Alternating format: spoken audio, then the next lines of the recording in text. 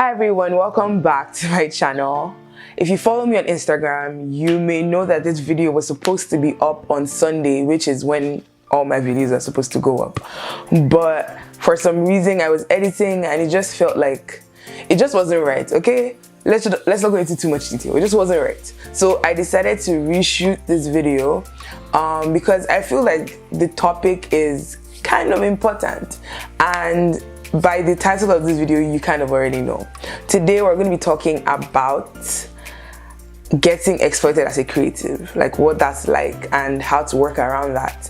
And to do that, I'm actually going to be sharing a story of one of the times that I got exploited in my design career. Okay, so as promised, story time. Early 2016 sorry, this story is actually kind of funny to me. Early 2016, I hadn't started the Toastbox yet, but I had been designing, right? So someone reached out to me on Instagram, my personal page, and this person is like, hey, I want to get a book cover design done. I have this. It was a whole thing. And this was the very first person that was reaching out to me that I had no personal relationship with. I just knew that he followed me on Instagram and that was it.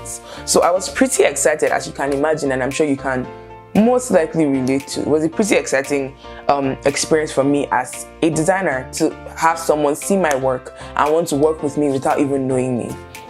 So he asks what's my process, how much is it, and all those type of questions. And of course, as a rookie, I didn't have any answers.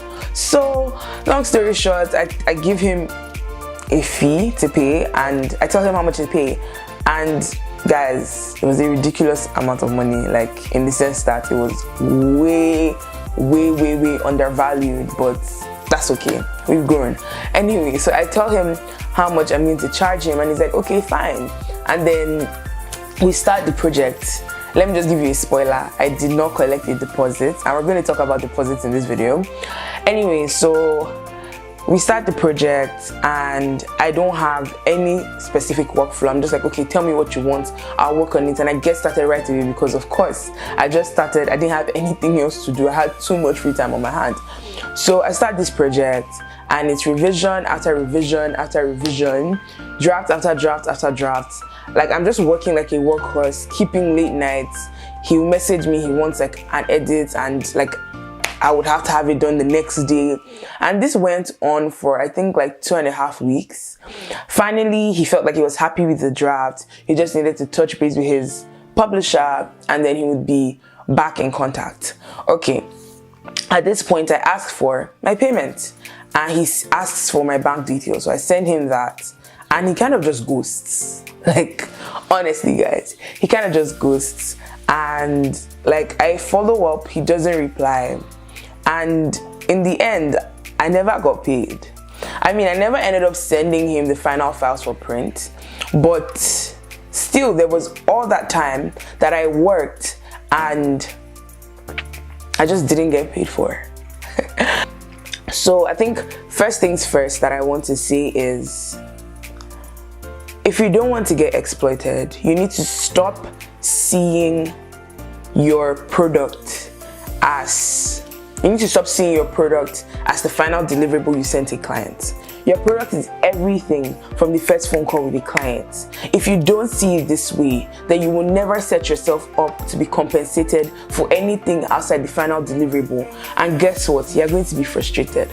Structure your workflow. That's the next point. Structure your workflow. Whew. Structure is so important. As creatives, I understand that there is a need for free room of expression and a level of spontaneity, but without structure it becomes difficult to interface with people outside of yourself. So when I say structure your workflow and structure your business, I'm really just saying have a system in place before the client gets to you. It really saves you time, because every time someone reaches out to you, you're not starting to think, oh, okay, what do I do and how do we work this out? No. And what that helps you do also is to manage expectations, because my client is not going to come and meet me after I send them the drafts and say, oh, I thought I would have preferred if you sent me 5 drafts. No, because from the beginning of the project, I said I'm going to send you 2 drafts. When you have structure, people understand, okay, this is how this project is going to go, and they tend, I mean, in some cases they may, but there's less of a tendency for them to demand something from you outside of the scope of your structure. Next point, stop offering up too much of yourself unrewarded. So let's say a client comes to me after the logo. I have a package, right, for logos and business cards, but the client says, oh, I see that you already made a design of a business card in the proposal you sent to me. Can you just send me that separate file? I can't unless you pay for it. Like, it doesn't matter, because you're going to have those conversations as creatives where it's like, oh, but it's really easy, oh, you've already done it. No. On one hand, it could be that, you know, they're not a problematic client, they take the business card and they go. But then word gets around. Let's say they refer me to somebody else. The next person expects the same from me, and that's how I just stop getting paid for business cards. You get what I'm saying? Or it could be that they are a problematic client, and versus just taking the business card and leaving, they now start asking for revisions. So you kind of progress from, oh, that business card you already kind of have in the proposal that's already ready, can I just take it, to, oh, why don't you just design a business card for me for free? Do you get what I'm saying? You need to avoid situations like that. Next point, I wanted to just talk about consultations a bit, because I did get a question about consultations. This person that reached out to me, her question was really, how do I do a consultation and avoid people just running off with my ideas? How you do it is by not giving your ideas in the first place. You need to make sure that your consultations aren't sessions where you're just offering up value that nobody's paying for. Consultation level, I'm not really saying anything. It's more for my clients to speak. So I'm using that time to listen to them versus talk to them. And also, when you go into a consultation just ready to talk, what happens is you're not even solving the client's problems anymore. Why? Because you're not listening to them. Also, on that note, it's not everybody you consult with. Who should you even be doing a consultation with? You should be consulting only with people that you're already an option for, right? Sometimes you may be the only option, and that's great, that's excellent, perfect. Sometimes you may be one of 3, and that's still fine. But make sure that you're already a viable option. You should never be consulting with somebody that cannot hire you. Do you understand? So let's say someone has already said you are over budget. Why are you consulting with them?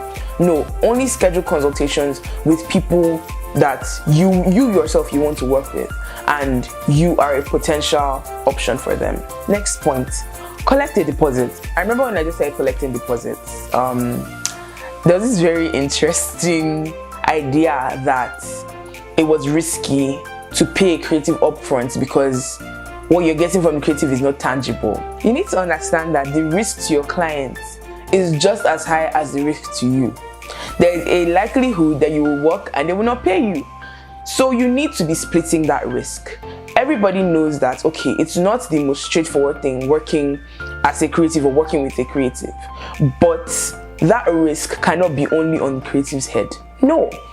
How much of a deposit should you be collecting? Honestly, this is up to you and what you feel comfortable with. Next one, talk money upfront. Why are you shy to talk about money? I'm actually going to come for you. Why are you shy to talk about money? It doesn't make sense to me. I'm sorry, I'm actually going to get triggered. People will come with this whole, oh, you like money too much. You like money too much. Well, you know who likes money too? My landlord at the beginning of the month. We live in a society that is very dependent on money. Why are we still shy? Like, why? I don't understand. I like money, and that's why I'm in business. I'm in business to make money. I mean, I have other goals, but money is one of the goals. So why is it weird for me to talk about money? Now, my next point is don't be afraid to end relationships. And this one is actually, let's sober up for a second. The people who are likely to exploit you the most are people that you care about. Friends or family. I haven't had it too bad in this department because I have amazing people in my life, I'll be honest. But I see it so many times with my creative friends where people that are in their lives are exploiting them. They want free work from you, or they don't want to pay you a certain amount of money. They feel some kind of entitlement to your talents. They feel some kind of entitlement to your time. That's so wrong. Like, do you realize how wrong that is?